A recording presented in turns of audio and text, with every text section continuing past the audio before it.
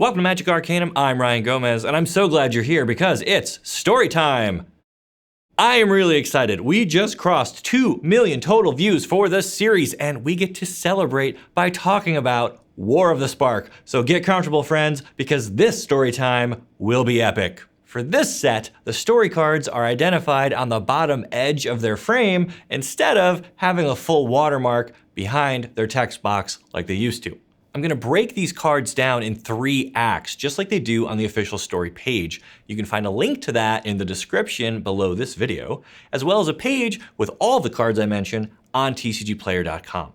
I've also got my Twitter account down there where I sometimes share jokes or cool bits of card art, and I tease upcoming episodes, so come follow me if you're a Arcanum fan. All right, let's talk about Act 1 for War of the Spark. All right, cool it, Letson. The first thing I need to address is actually how spread out this story really is. We've got the cards themselves, but to really understand what's happening, you have to read the book.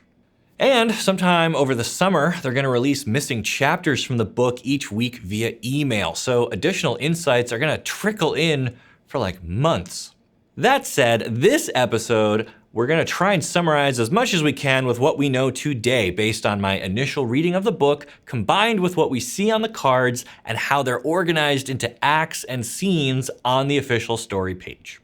The first thing we see on that story page is Dread Horde Invasion. This represents the eternal army of Nicol Bolas, poised to enter the plane of Ravnica. How will they get there?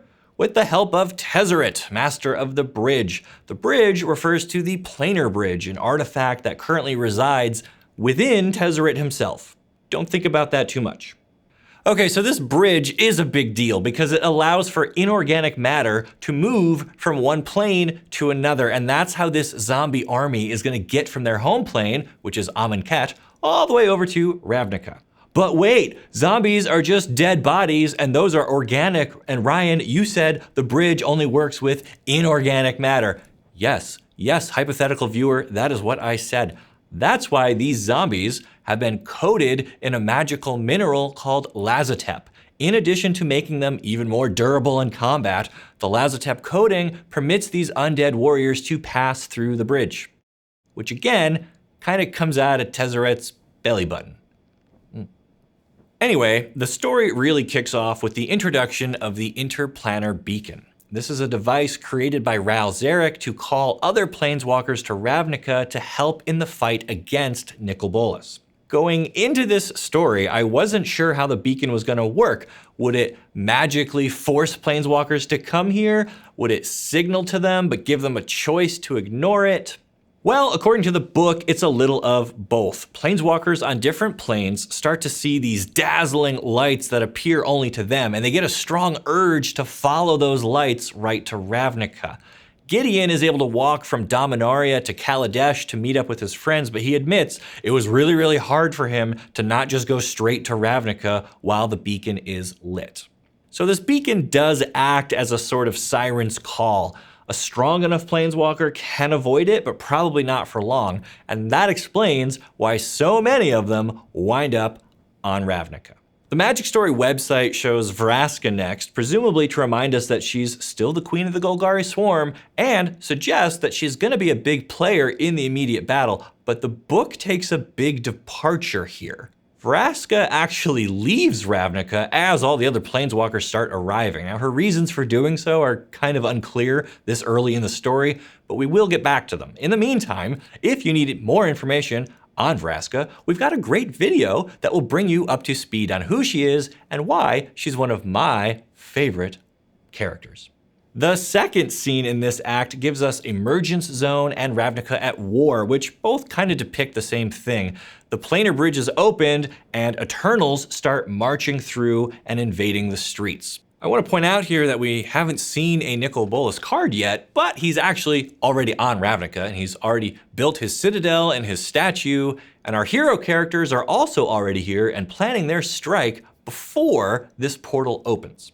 That's important because the portal opens right on top of the Chambers of the Guild Pact, and that's Jace's home when on Ravnica, along with being the source of his powers while there. Before the portal opened, Jace was planning to arrest Nicol Bolas and use the powers of the Guild Pact to hold him in place, while Teferi also slowed him down with time magic, and between the two of them, they hoped he'd be immobilized enough for Gideon to step in and slay him with Blackblade.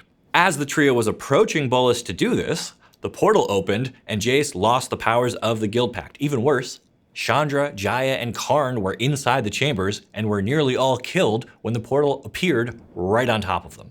Invade the City shows what happens next. The Eternals come pouring through the portal, and in the book, Gideon charges right into them to try and save the civilians in the immediate area. Jace wants to move forward with the plan to neutralize Bolas, even though he's unsure they can actually hold him in place without the Guild Pact magic. With each passing second, the number of Eternals is increasing, and eventually, Jace decides they cannot be ignored. So, the Gatewatch tries to evacuate the citizens and contain the Eternals to the space near the portal when they discover Liliana is among them and acting as their controller. And so we have Liliana, Dreadhorde General. In her hand, she's holding the Chain Veil, an artifact that amplifies her already incredible powers, though usually at the cost of great pain. In the book, she wears the veil almost as much to protect herself from the stares of her friends on the Gatewatch as to help her control the massive Eternal army. The book gives us more insight into what Liliana is thinking during all of this, and tells us that even though she's bound to Nicol Bolas and must serve him, she actually has a bit of wiggle room here. For example, she must command the Eternals to kill anyone they encounter, but she doesn't have to make them go inside buildings. So anyone who hides indoors, at least initially, is safe from the slaughter. She's also struggling with who to root for. She knows if Bolas wins, her friends will all be dead and she'll be his slave forever. But if Bolas falls, she might not get a chance to explain her involvement before everyone else turns against her too. Either way, Liliana recognizes there's gonna be a lot of death in the future, and that doesn't sit well with her, even being a necromancer. Haha, got it! With the widespread brutality all around them, the Gatewatch is now desperate for help. The Eternals are continuing to flow through the open portal, and Jace and company really have their hands full. The card Ignite the Beacon would suggest this is when they, ignite the beacon to call other Planeswalkers, but it's actually been lit this whole time. One neat bit from the book, though, is Ral Zarek has a pair of goggles that let him identify Planeswalkers, and Karn grabs them and studies them for a second, and he's like, oh yeah, I can do this. And he creates a spell that gives that power to all the other Gatewatch members without them needing goggles. And Ral is like, dude, I think this is actually what we see in Ignite the Beacon, because Planeswalkers get a glowing gold outline in the book, much like they do in the art here on this card. So as these random Planeswalkers start showing up and getting enlisted to help in the fight, Jace realizes they won't be able to leave until they win or die. That's because Nicol Bolas still has the Immortal Sun, a device that prevents Planeswalkers from being able to planeswalk away from their current location. He's given it to Dovin Baan, who is now protecting the artifact atop the Azorius Towers. We see this in No Escape, where Jace acknowledges that this is a trap, but at this point in the book, he hasn't actually worked out what the trap really is yet. He knows Bolas wants to keep everyone on Ravnica, but it's not clear why. That's the end of the first act, so let me recap real quick here. The beacon was lit and drew Planeswalkers to Ravnica, where Nicol Bolas was already putting his schemes into motion.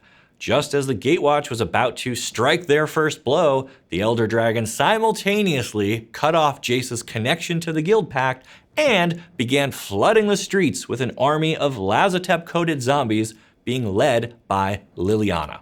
Tons of Planeswalkers are already present, and we'll get a look at their cards now as we enter Act 2. I'm going to start with one of the more interesting ones. Teo Verada. This is a brand new Planeswalker from the plane Gobakon, which we've never been to, but the book makes it sound a bit like Tatooine from Star Wars, right down to having 2 suns and sand everywhere. I hate sand. It's coarse, it gets everywhere. Teo is a low-ranking acolyte in the Order of the Shield Mage. His job is to protect people from harsh diamond storms that naturally occur on his home plane. He does this by summoning geometric shields that are nearly impervious to damage. That's really handy since his first trip away from home dropped him in the middle of a city being ransacked by zombies. He's also impressed by indoor plumbing, so take that for what you will. He's not technically alone, but the book doesn't tell us much about these other new characters.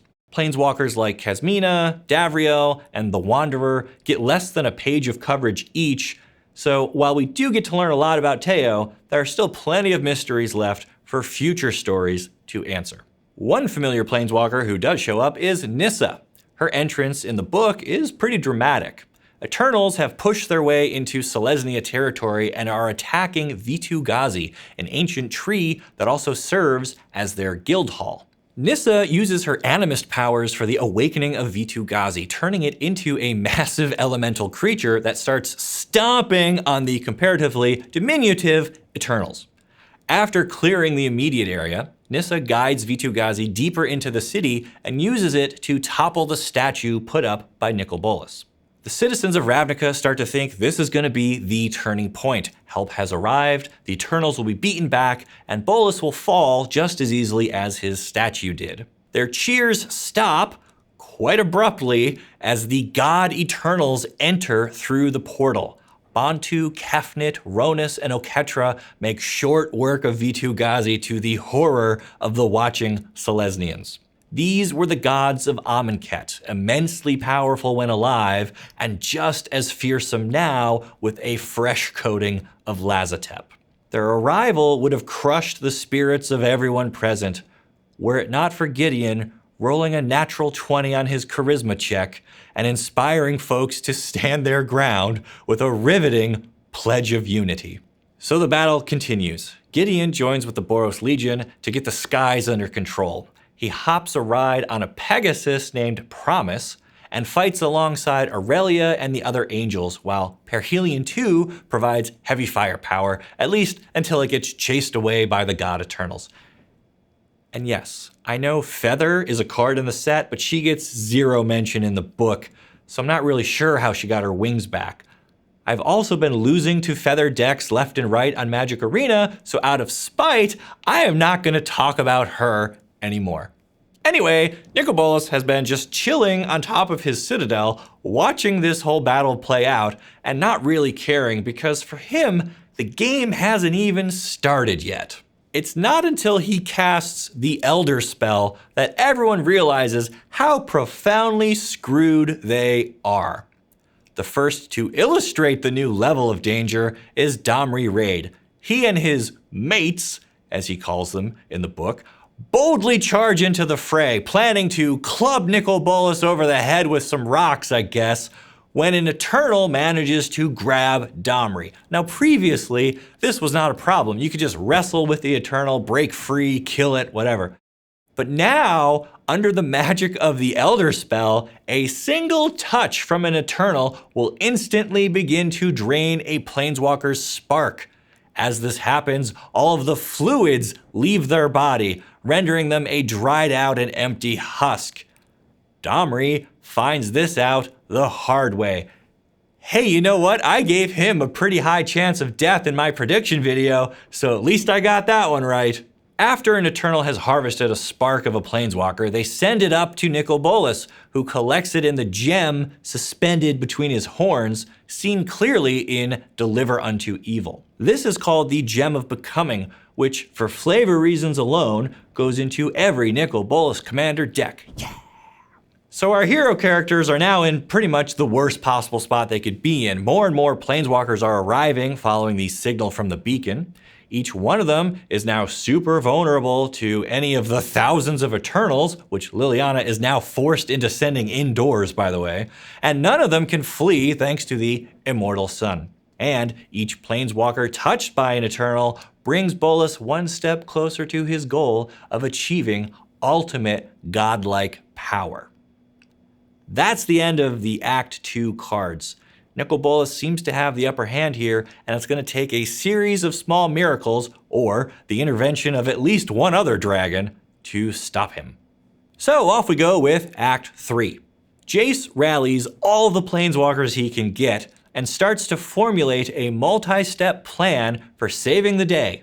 It goes something like this. They've got to stop any more Eternals from getting onto the plane. So, Ob-Nixilis, Dak, Karn, and Samut decide to go through the portal and over to the other side, which is Amonkhet. There, they find Tezzeret and defeat him by using a small bomb given to them by Saheeli, which destroys the planar bridge. Tezzeret basically lets them do it, and he confesses he's actually glad someone's trying to stop Nicol Bolas because as evil as Tezzeret is, he's not exactly excited about wiping out every other planeswalker the way Nicol Bolas is.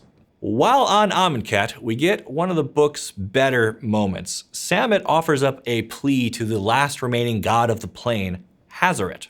She answers and bestows upon Samut a gift. It's her two-pronged spear, which is massive, but Karn says he's able to planeswalk it back to Ravnica, no problem. We also learn that Sarkhan was on Amonkhet looking for weapons to use against Nicol Bolas, and he had helped Hazoret restore the protective barrier over the great city of Naktamun. So, Amonkhet may be taking its first shaky steps towards rebuilding, but we've still got a lot going on back on Ravnica.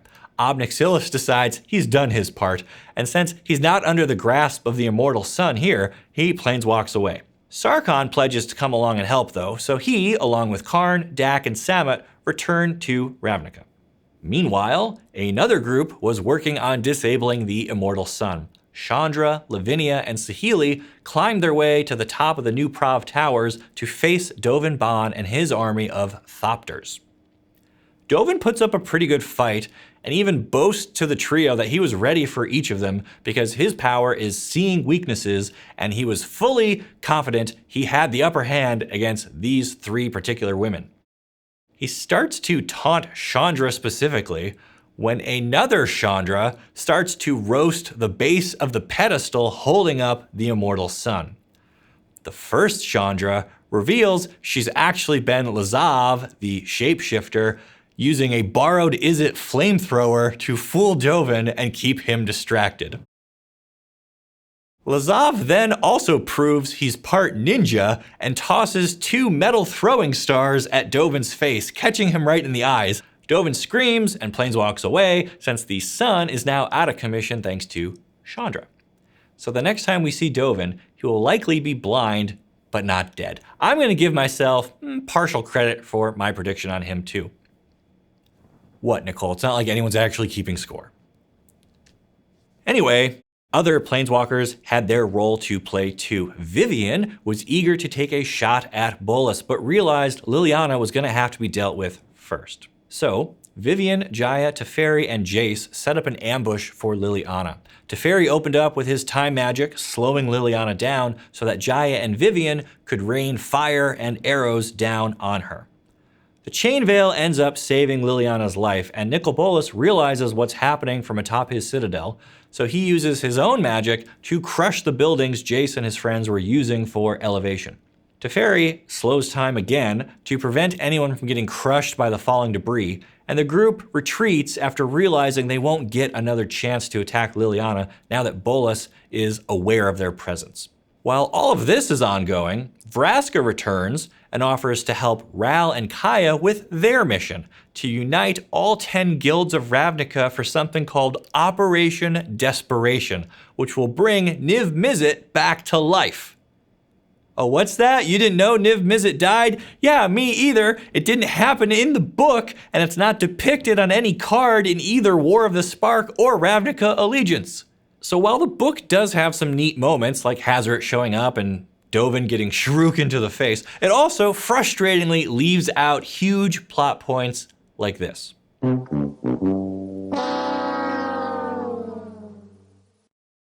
Maybe let's not do sound effects anymore. The guilds still don't really trust each other, but they realize they don't have a lot of options, so they begrudgingly agree to try this very long shot. And what do you know? It works! Niv Mizzet is reborn from the cooperative spirit of the 10 guilds of Ravnica, and somehow gets the guild pact powers thanks to Nyssa fudging the ley lines, I guess. Anyway, the dragon, now with a sporty new color scheme, charges into battle against the God Eternals, and almost immediately dies again. Seriously.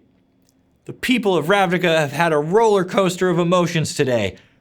We're not even to the best part yet. With the portal shut down, at least the number of Eternals has been dwindling. Jace and Gideon agree that they must press the attack before Nicol Bolas can absorb any more sparks and become any more powerful than he already is. Their main fear now is that Bolas will flee if they get too close, so Jace has Saheeli reactivate the Immortal Sun, locking everyone into a fight for their life once again. And so begins the assault on the Citadel itself. The plan is still similar to what it was earlier that day, and yes, this is all happening on one supremely long day. Get Gideon close enough to use Blackblade, whatever it takes. So Gideon mounts up again on Promise and takes to the sky, along with whatever remains of the Boros Air Force, while everyone else charges on the ground. The Planeswalkers use every trick they have left. Dak figures out how to hex the Eternals so that their Lazotep becomes magnetic and they start to stick to each other and fall over. But one of them manages to grab him from behind, and we get our second named death in the entire book. Poor dude didn't even get a card, but he was at least featured in that trailer that got 11 million views. Not bad. Anyway, Bolas sees Gideon coming like a mile away, and he tells Liliana to use Oketra to knock him out of the sky. She has, I'll say, reservations about this. Remember, she still wants to help her friends, but doesn't want to get herself killed in the process. So she makes Oketra aim for Promise rather than Gideon. At first, Bolas is furious with her, but she says hitting Gideon wouldn't have done anything because he's indestructible, and Bolas accepts that logic. So Gideon's knocked off the horse, Pegasus, and falls out of the sky, but is caught at the last second by Rakdos himself, which we see in Unlikely Aid. The pair continues onwards towards Bolas, and everyone watches as Gideon leaps off Rakdos and performs a down+B sword attack against the Elder Dragon. For like the 5th time today, everyone's hopes are dashed as the Black Blade shatters against the hide of Nicol Bolas. Bolas then reveals he was the one behind the hype for Blackblade. He wanted the heroes to think it would work. He made them work hard to get it so they would think it was powerful. He played them like a fiddle. And this is the closest Bolas comes to behaving like a believable evil mastermind. Gideon falls to the pavement like a cement truck with no demon there to be the wind beneath his wings this time. So now things are at their absolute darkest, but you know who's really good at being the hero when that happens? Let me tell you. When Emrakul was about to consume all of Innistrad, who stepped up with an army of zombies and became literally the last hope? Liliana. When Razaketh was turning rivers to blood and ushering in the hour of devastation on Amonkhet, who stepped up with an army of zombies and became literally Death's Majesty? Liliana. So in a moment we should have all seen coming, when Nicol Bolas is about to ascend to godhood and become the most powerful being in the multiverse, who will step up with an army of zombies and become literally their general? Liliana. She realizes death is a better alternative than living under the rule of Nicol Bolas for all eternity, so she turns the Eternals upon the dragon. Immediately, her skin starts to burn and she feels herself flaking apart as she pays the price of betrayal. As she's melting away, she feels a hand on her shoulder and she turns to find Gideon, a bloody mess, but standing there beside her proudly. He recognized what she was going to do and he gifted his powers of invulnerability to her. Her skin stops dissolving and starts healing, while the damage starts piling up on Gideon. It doesn't take long before Gideon is reduced to a pile of ash and charred bits of armor, but by then, Liliana had managed to get the God Eternals within striking distance of Nicol Bolas. And you'll never guess who else gets in a sucker punch against Nicol Bolas. Niv Mizzet! He didn't die earlier a second time, he just had to go rest for a bit, apparently. Anyway, he picked up Hazoret's spear and rammed it right through Nicol Bolas. And that is one of those like poetic irony things, because Nicol Bolas had made that spear himself and gave it to Hazoret when he ruled Amonkhet. So now his own weapon, made with his own power, was used against him. And the God Eternals latched onto him and harvested his spark, while also spilling all the ones stored in his gem. Now here's where things get tricky. To everyone watching, it looked like Nicol Bolas died in this moment, but the book tells us it was all an illusion pulled off by Jace. Jace had been approached by Ugin, who told him that a dead Nicol Bolas would be more dangerous than a live one, since he's come back from death before and certainly had plans in place to do it again should he fail here on Ravnica. So Ugin instead proposed trapping Nicol Bolas on the meditation realm, where he will act as guardian until the end of time, because there's no way Nicol Bolas could have anticipated that. Ugin didn't want anyone else to know Nicol Bolas lived in case those other planeswalkers wanted to seek him out for vengeance and kill him themselves, so he conspired with Jace to pull off this grand illusion. And thus, Nicol Bolas is defeated and cast into the Shadow Realm. I mean, Prison Realm. Yes, that is another game. Ravnica rejoices and breaks out the party hats and cake almost immediately, but there is one last bit of dirty business to attend to. The leaders of the guilds agree that the enemies of the day should still be punished. Ral is given the task of finding Tezzeret, Vraska will hunt down Dovin Baan, and they ask Kaya to find and assassinate Liliana, who vanished after the battle was over. Just before that, Kaya took her oath to join the Gatewatch, so this will be a test of her loyalties and her commitment, and certainly a major part of stories yet to come. The book also gives us a bit of closure on Gideon. After he dies, he enters a sort of afterlife back on his home plane of Theros, where he's reunited with his old friends and retakes his original name, Kithian Iora, which we see in Heartwarming Redemption. And that is the story of War of the Spark as told by the Spotlight cards and the book available now. Suspiciously absent is any mention of Ilharg the Razeboar, Krenko, Massacre Girl, and Fibblethip. Neheb's name appears in exactly one sentence as Samut cuts him in half, and other planeswalkers like Kiora, Angrath, and Ashiok barely get anything to say or do. We do also get a little advancement on the relationship between Chandra and Nyssa, who does retake her oath, and I guess technically rejoins the Gatewatch, by the way. And we learn that Ral and Tomik are lovers from very different guilds, but somehow find a way to keep the sparks flying. Haha, you see what I did there? Nicole, you see that? The sparks? She's shaking her head. I think she's actually mad at me this time. Overall, this was a really ambitious way of telling a massive story that spans the last several years worth of Magic sets. I don't think they quite pulled it off, especially when you put it up against other current payoff events like Avengers Endgame or Game of Thrones. But I do think this set is super cool, and I cannot wait to make an amassed deck on Arena. I'm coming for you, Feather. What do you think of War of the Spark? Where are we headed next? What will become of Liliana? Give me your best guesses in the comments, and then like this video and subscribe to the channel so you don't miss the great stories you'll only find here on Magic Arcanum. I'll see ya!